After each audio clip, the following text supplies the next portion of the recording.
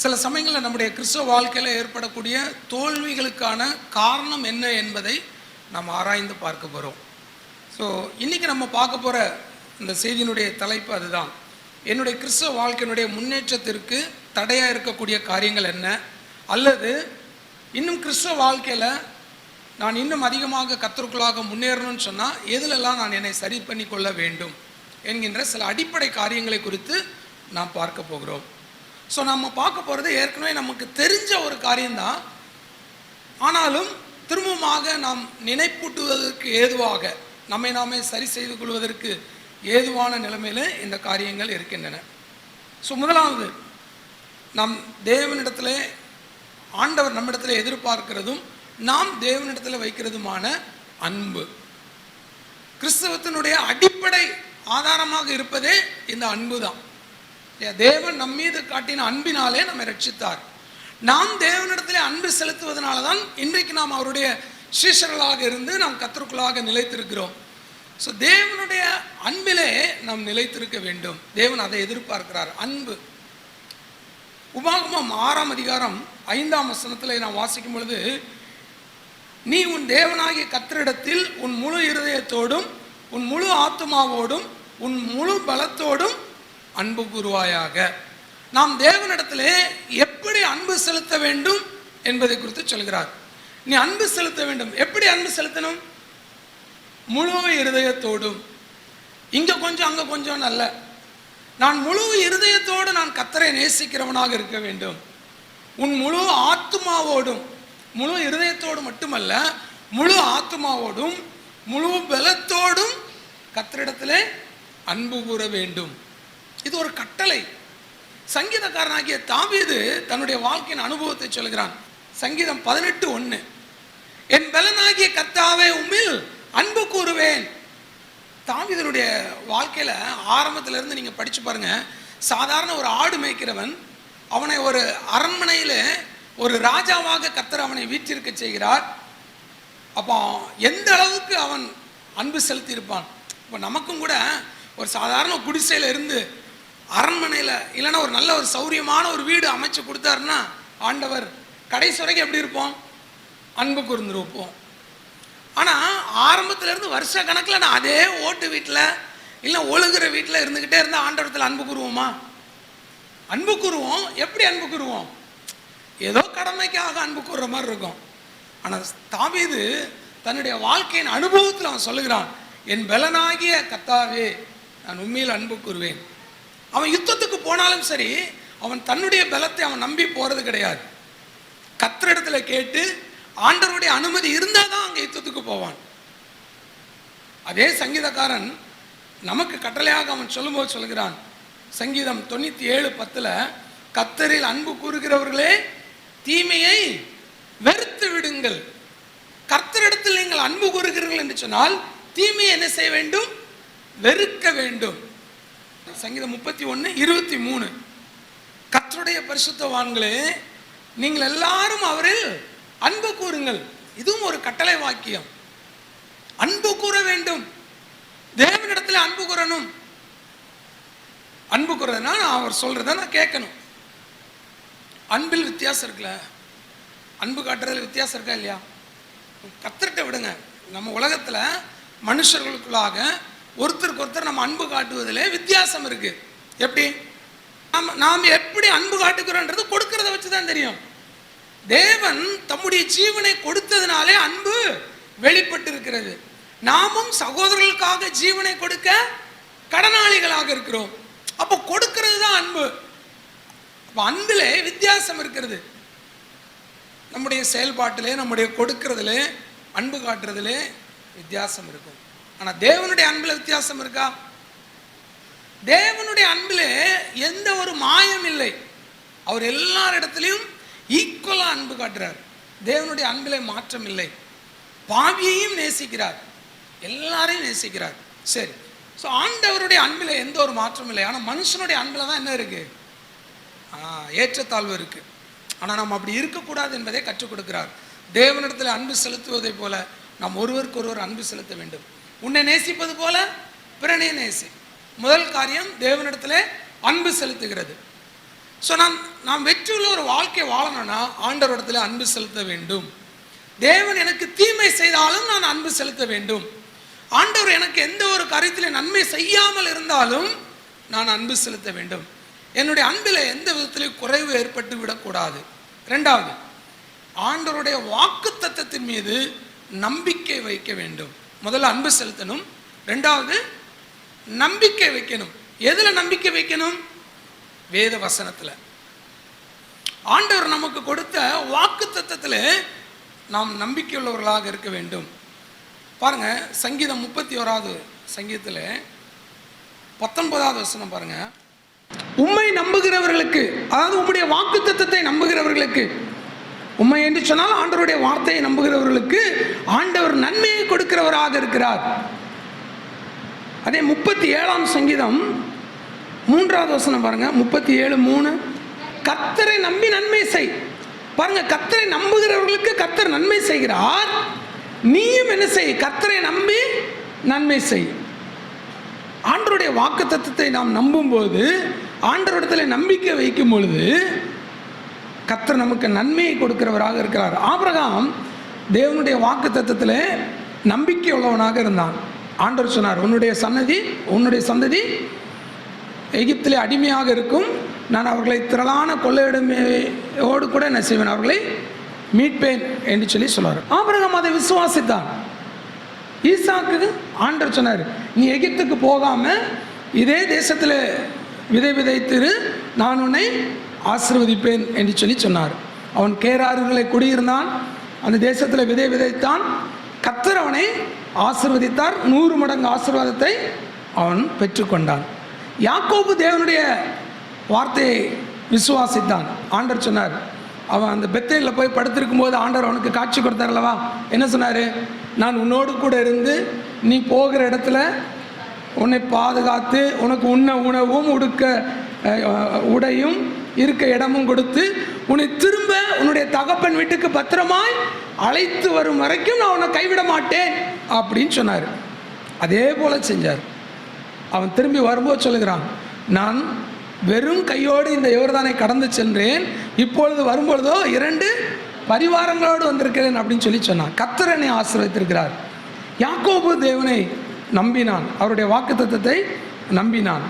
தேவனுடைய வார்த்தை என்ன சொல்லுகிறதோ அது எனக்காக சொல்லப்பட்டு இருக்கிறது என்பதை நாம் நம்பும் பொழுது, அதை விசுவாசிக்கும் பொழுது அது நம்முடைய வாழ்க்கையிலே அது சொந்தமாகும்.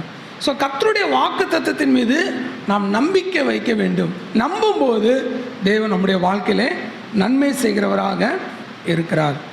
சரி, 3வது காத்திருக்க வேண்டும். முதல்ல அன்பு செலுத்தணும், ரெண்டாவது நம்பிக்கை வைக்க வேண்டும், தேவனுடைய வார்த்தையின் மீது நம்பிக்கை வைக்க வேண்டும், 3வது காத்திருக்க வேண்டும். பொறுமையோடு கூட காத்திருக்கணும். தேவன் என்னுடைய வாழ்க்கையில் இந்த காரியத்தை செயல்படுத்துவார் என்கின்ற வரைக்குமாக நாம் காத்திருக்க வேண்டும். ஏசாயா 40ஆம் அதிகாரம் 31வது வசனம் இல்லையா? கர்த்தருக்கு காத்திருக்கிறவர்களோ புதுபலன் அடைந்து கழுகுகளைப் போல செட்டைகளை அடித்து எழும்புவார்கள். கர்த்தருக்கு காத்திருக்கிறவர்களை ஏன் கழுகு ஒப்பிட்டு சொல்கிறார்? அதில் இருக்கக்கூடிய ஒரு சுபாவத்தை சொல்கிறார். ஏன்னா கழுகு எங்கே கூடு கட்டும்? கண்மலை உச்சியில் போய் கூடு கட்டும். இந்த கழுகு வயசாயிடுச்சுன்னா, கழுகு வயசானதுக்கு அப்புறமா எங்கே கூடு கட்டியிருக்கோ அந்த இடத்துல போய் உட்காந்துக்கும். அந்த கழுகுனுடைய இறகுகள்லாம் கொஞ்சம் கொஞ்சமாக என்ன செய்யும்? உதிர ஆரம்பிக்கும், போயிடும். அந்த கழுகோட அழகே எதில் இருக்குது? அந்த விங்ஸில் தான் இருக்குது இல்லையா? அந்த ரெக்கையில் தான் இருக்குது. வயசாகும்போது என்ன ஆகிடும்? அந்த ரெக்கையெல்லாம் போயிடும். ஆனால் புதுசாக என்ன செய்யும்? ரெக்கை என்ன செய்யும்? முளைக்க ஆரம்பிக்கும். புது ரெக்கைகள் முளைக்க ஆரம்பிக்கும். அந்த புது ரெக்கைகள் வளர்கிற வரைக்கும் அந்த கழுகு என்ன செய்யும்?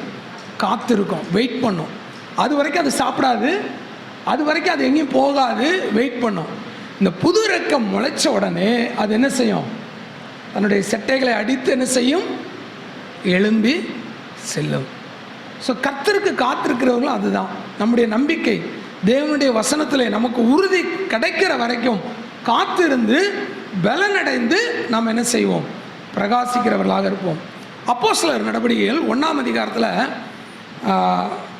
இயேசு கிறிஸ்து இப்படியாக சொல்லுகிறார் சீஷர்களிடத்தில். அப்போஸ்தலர் 1:5 நீங்கள் எருசலேமை விட்டு போகாமல் என்னிடத்தில் கேள்விப்பட்ட பிதாவின் வாக்குத்தத்தம் நிறைவேற காத்திருங்கள்.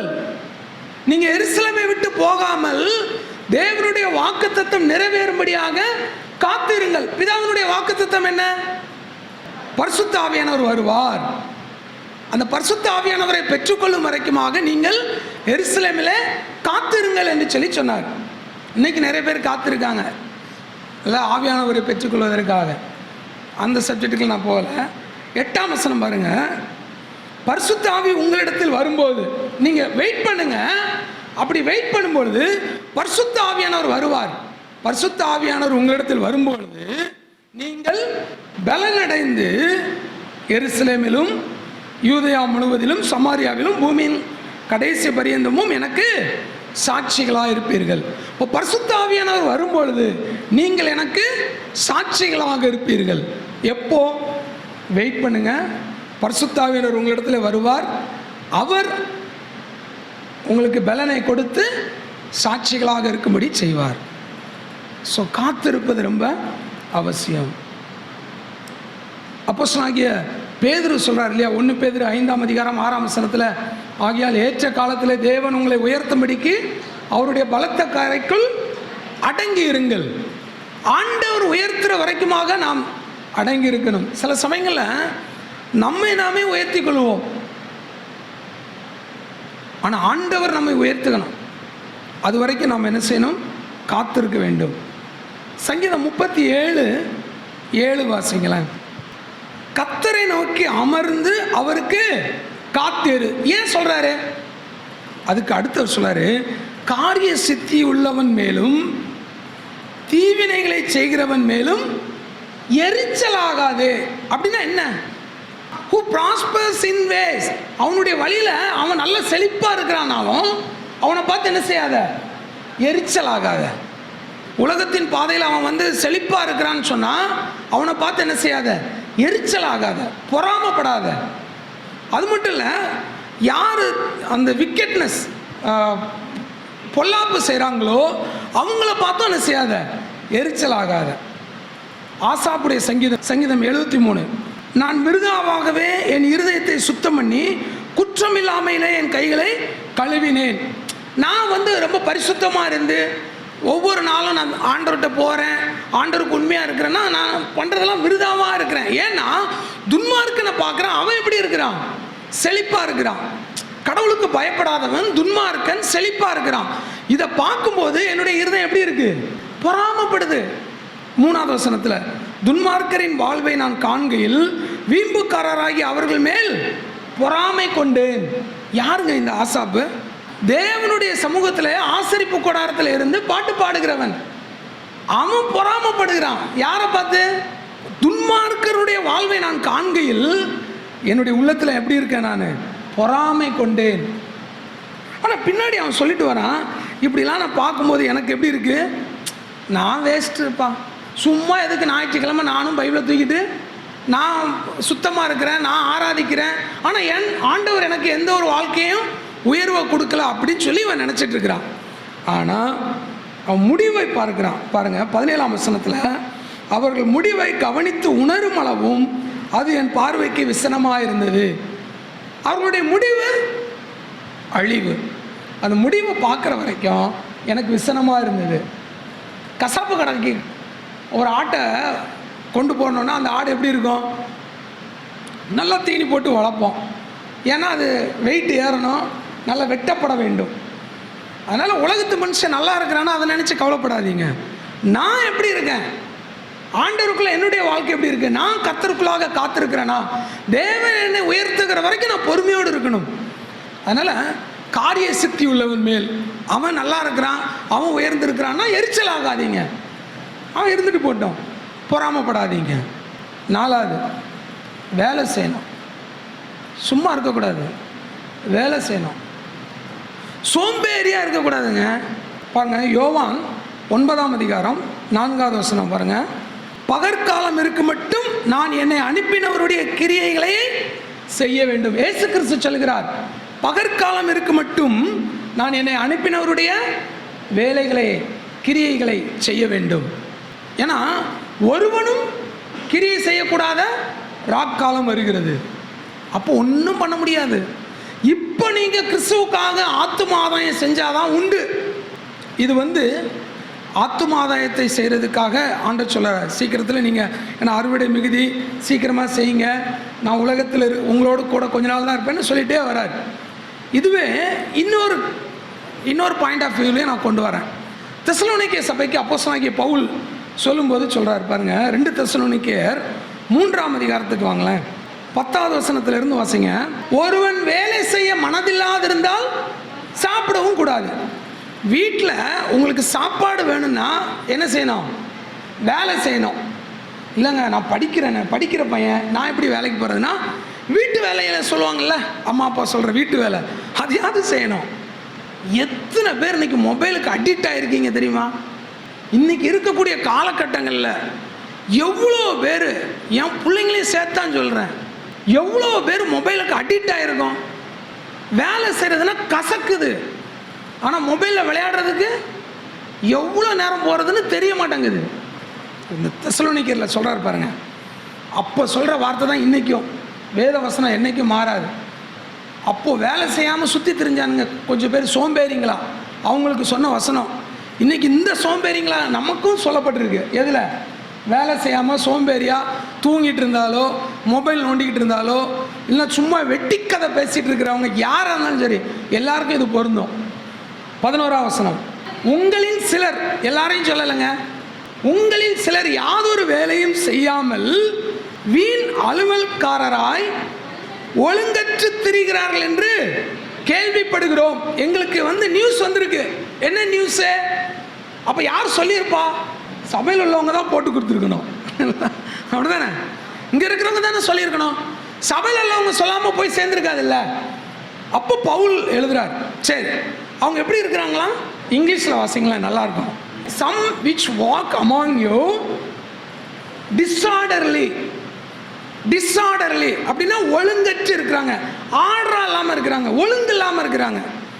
நான் அடிக்கடி சொல்லுவேன், ஒரு காரியத்தை ஒழுங்காக செய்யுங்க. வீட்டில் ஒரு பொருளை வச்ச இடத்துல வைங்க, மாற்றி வைக்காதீங்க. ஒரு நீட்னஸாக ஒழுங்காக இருக்கணும். அதனால தான் செருப்பு அடுக்கி வைக்கும் போல சொல்லுவேன், கரெக்டாக வைங்க. சண்டே ஸ்கூல் பிள்ளைங்களுக்கும் அதான் கற்றுக் கொடுக்கறது, பெரியவங்களுக்கும் அதான் கற்றுக் கொடுக்கறது. வீட்லேயும் அப்படி தான். என்ன, ஸ்கூலுக்கு போயிட்டு வந்தோடனே செருப்பை அப்படி தூக்கி விசிறி அடிச்சுட்டு போயிடுறது, பேக்கை கழட்டி இப்படி விசிறி அடிக்கிறது. என்ன பழக்கம் அது? இதெல்லாம் சின்ன சின்ன விஷயங்கள் தான் நம்முடைய வாழ்க்கையில் ஏற்படக்கூடிய தோல்விகள். அதுக்கப்புறம் சொல்லியிருக்கு, among you disorderly working not at all. அப்படின்னா என்ன? வேலையே செய்கிறதில்ல, ஆனால் பட் ஆர் பிஸி பாடிஸ். வேலை செய்கிறதில்ல, ஆனால் எப்படி இருக்காங்களாம்? பிஸியாக இருக்காங்களாம். ஒரே பிஸி. என்ன பண்ணுறீங்க? வேலைலாம் எதுவும் இல்லை, ஆனால் பிஸி. ஏன் சர்ச்சுக்கு வரல? பிஸி. ஏன் பைபிள் ஸ்டடி வரல? பிஸி. என்ன பிஸி? ஒரு வேலை இல்லை, வீட்டில் சும்மா உட்காந்துட்டு இருப்பாங்க. ஃபோன் பண்ணி கேட்டால் அவன் எங்கே இருக்கான் தெரில பிரதர், இப்போ தான் வீட்டில் இருந்தான், ஆனால் எங்கே போனான்னு தெரில. ஆனால் வேலை இல்லை, ஆனால் எங்கே போனான்னு தெரியாது. எங்கே இருப்பான்? எங்கேயாவது சுற்றிக்கிட்டு இருப்பான். டீ கடை, பார்க்கு, இல்லை ஃப்ரெண்டு வீடு, இப்படியே சுற்றிக்கிட்டே இருப்பான். பிஸி பாடிஸ், ஒழுங்கற்று திரிகிறார்கள். அந்த மாதிரி இருந்தீங்கன்னா கவனமாக இருங்க. வேதம் உங்களை எச்சரிக்கிறது. வேலை செய்யுங்க. அந்த சும்மா இருக்க நேரத்தில், சும்மா சுற்றி திரிகிற நேரத்தில் வீட்டில் ஏதாவது வேலை இருக்கா, அம்மா கிட்ட அப்பா கிட்ட கேளுங்க. ஏதாவது வேலை இருக்கா, செய்யணுமா, ஹெல்ப் பண்ணணுமா, சின்ன சின்ன உதவிகளை செய்யுங்க. பிள்ளைகள் இப்பொழுதே கற்றுக்கொள்ளணும். எப்படா டைம் கிடைக்க எந்திரிச்சோம் இல்லை வர பவுடரை கொட்டி விளையாடுறானுங்க. நம்மளும் முகத்துக்கு தான் பவுடர் போடுவோம், அவங்க மொபைலுக்கு பவுடரை போட்டுட்டு இருக்கிறாங்க. 4 பார்த்துட்டோம். என்னெல்லாம் பார்த்தோம்? அன்பாக இருக்கணும், நம்பிக்கை வைக்கணும், காத்திருக்கணும், வேலை செய்யணும். அடுத்து சும்மா இருக்கணும். 5வது காரியம் அமர்ந்திருக்கணும். சும்மா இருக்கணும்னா சும்மா இல்லை, அமர்ந்திருக்க வேண்டும். அப்படி உங்களுக்கு வேலை இல்லை, எந்த வேலையும் இல்லைங்க, சும்மா தான் இருக்கிறேன், டைம் இல்லை அப்படின்னா தேவனுடைய பாதத்தில் அமர்ந்திருக்கணும். மரியாதை போல. ஒரு பக்கம் பிஸி, யார்? மார்த்தாளை போல் வீட்டு வேலையில் பிஸியாக இருக்கலாம், ஆனால் மரியாதை போல் கொஞ்சம் தேவனுடைய பாதத்திலையும் அமர்ந்திருப்பதற்கு நேரத்தை ஒதுக்கணும். லூக்கா 10ஆம் அதிகாரம் 38 42 வரைக்கும். நான் அதில் அதிகமாக போகலை. ஸோ பிஸியாகவும் இருக்கணும், அதே சமயத்தில் தேவனுடைய பாதத்தில் அமர்ந்திருக்கணும். வேலை செய்யணும், அதுக்காக எப்போதும் வேலை செஞ்சுட்டேவும் இருந்துட முடியாது. தேவனுடைய பாதத்தில் இருக்கணும். எப்போதும் தேவனுடைய பாதத்தில் இருந்தாலும் முடியாது. கொஞ்ச நேரம் என்ன செய்யுங்க, பொழுதுபோக்குக்காக நீங்கள் விளையாடுங்க, வேண்டான்னு சொல்லலை, ஒரு டைம் இருக்குது. சரியா? 6வது பேசுங்கள். 6வது என்ன செய்யணும்? பேசணும். என்ன பேசுறது? பக்தி விருத்திக்கு ஏதுவானதை பேசணும். சும்மா பேசணுன்றக்கா பேசக்கூடாது. மல்கியாவின் புஸ்தகம் 3ஆம் அதிகாரம் 16வது வசனத்தில் இப்படியாக நாம் வாசிக்கிறோம். அப்பொழுது கர்த்தருக்கு பயந்தவர்கள் ஒருவரோடொருவர் பேசிக்கொள்வார்கள், கர்த்தர் கவனித்து கேட்பார். நீங்க பேசுறது என்னன்றது யார் கேட்கிறா? ஆண்டவர் கேட்கிறார். நீங்க பேசுங்க, ஆனா என்ன பேசுறோன்றதை தெரிஞ்சு பேசுங்க. எபேசியர் 4ஆம் அதிகாரம் 29ஆம் வசனம், கெட்ட வார்த்தை ஒன்றும் உங்கள் வாயிலிருந்து புறப்பட வேண்டாம், பக்தி விருத்திக்கு ஏதுவான நல்ல வார்த்தை உண்டானால் அதையே கேட்கிறவர்களுக்கு பிரயோஜனம் உண்டாகும்படி பேசுங்கள். நீதிமொழிகளில் ஒரு வசனம் வாசிக்கிறோம் இல்லையா? ஏற்ற சமயத்தில் சொன்ன வார்த்தை வெள்ளித்தட்டில் வைக்கப்பட்ட பொற்பழத்திற்கு சமம். உங்களுடைய வார்த்தை கிருபை பொருந்தினதாகவும் உப்பால் சாரமேற்றப்பட்டதாகவும் இருப்பதாக அப்படின்னு சொல்லி வாசிக்கிறோம். நீதிமொழிகளை வாசிக்கிறோம், சொற்களின் மிகுதியினால் பாவம் இல்லாமல் போகாது. சும்மா 2 பேர் சேர்ந்து வெட்டியாக பேச ஆரம்பிச்சிட்டிங்கன்னா என்ன வந்துடும்? நம்மளை அறியாமே பாவம் வந்துடும். என்ன பாவம்? அந்த 2 பேர் சம்பந்தப்படாத 3வது நபரை உள்ளே இழுத்துட்டு வந்துடுவோம். அதே நீதிமொழி சொல், பேசாதிருந்தால் மூடனும் ஞானி எனப்படுவான். அதுக்காக பேசாமல் இருந்துடக்கூடாது, வந்துட்டு போயிடக்கூடாது, உம்மனா மூஞ்சி மாதிரி இருக்கக்கூடாது. சொல்லல, வருவேன் இருப்பா போவேன், அப்படி இருந்துடக்கூடாது. பேசணும், பக்தி விருத்திக்கு எதுவானதை பேசணும், தேவையானதை பேசணும், மற்றவர்களை உற்சாகப்படுத்தக்கூடிய வார்த்தைகளை பேசணும், வேத வசனத்தின் அடிப்படையில் அவர்களை கனப்படுத்தக்கூடிய அவர்களுக்கு உபயோகமான வார்த்தைகளை பேசணும். அப்போஸ்தலனாகிய பவுல் சொல்கிறார், எனக்கு கொடுக்கப்பட்ட அதிகாரத்தினாலே உங்களை இடித்து போடவல்ல, உங்களை கட்டுவதற்கே எனக்கு இந்த அதிகாரம் கொடுக்கப்பட்டிருக்கிறது, அந்த அதிகாரத்தில் நான் உங்களுக்கு பேசுகிறேன்றார். ஸோ நாம் எப்படிப்பட்ட வார்த்தைகளை நாம் பேசுகிறோம் என்பதை நாம் கவனிக்கிறோம். சரி, கடைசியாக ஒரு பாயிண்ட் நான் சொல்லி முடிக்கிறேன். எதிர்பார்த்திருக்கணும், எக்ஸ்பெக்டேஷன். நம்முடைய எதிர்பார்ப்பு எப்படிப்பட்டதாக இருக்கணும்? பிலிப்பியர் 3:20, நம்முடைய குடியிருப்போ பரலோகத்தில் இருக்கிறது, அங்கே இருந்து நம்முடைய கர்த்தராயிருக்கிற இயேசு கிறிஸ்து ரட்சகர் வர எதிர்பார்த்து கொண்டிருக்கிறோம். அதான் நம்முடைய எதிர்பார்ப்பு. நம்முடைய எதிர்பார்ப்பு எல்லாமே மாதம் 1 ஆனால் சம்பளம் வாங்கணும், இந்த கடன் அடைக்கணும், ஃபீஸ் கட்டணும், இதெல்லாம் ஒரு பக்கம் இருக்கட்டும். ஆனால் உன்னத எதிர்பார்ப்பு எது? இயேசு கிறிஸ்து வருவார், அவரோடு கூட போக போகிறோம். அதான் தீத்து 2:13, நாம் நம்பி இருக்கிற ஆனந்த பாக்கியத்திற்கும் மகாதேவனும் நமது இரட்சகருமாகிய இயேசு கிறிஸ்துனுடைய மகிமையின் பிரசன்னமாகுதலுக்கும் எதிர்பார்த்து கொண்டிருக்கும்படி நமக்கு போதிக்கிறது. எது? கர்த்தருடைய வார்த்தை. நம்முடைய எதிர்பார்ப்பு இயேசு கிறிஸ்துனுடைய வருகையை நோக்கியே இருக்கணும். ஆண்டவர் எப்பொழுது வருவார், நாம் அவரோடு கூட போக போகிறோம். ஸோ நாம் நம்முடைய மணவாளனாகிய கிறிஸ்துவோடு கூட சேரக்கூடிய அந்த நாள் மகா ஆனந்த பாக்கிய நாள். அந்த நாளுக்காக நாம் எதிர்பார்த்திருக்க வேண்டும். ஆண்டவர் ஒரு நாள் வருவார், அவரோடு கூட இருக்க போகிறோம். ஸோ 7 காரியங்கள் நிறைய இருக்கு, ஒரு 7 காரியங்கள் மட்டும் நம்முடைய வாழ்க்கையில் நாம் கடைப்பிடிப்போம். சின்ன சின்ன விஷயங்கள் தான். நம்முடைய வாழ்க்கையில் இது இருக்கா, செயல்படுத்துகிறோமா? யோசிச்சு பாருங்கள். ஏதோ ஒரு விஷயத்தில் நம்மிடத்தில் அந்த குறைவு இருக்குமானால் நாம் அதை சரி செய்து கொண்டு நாம் அடுத்த கட்டத்துக்கு நாம் முன்னேறி செல்வோம்.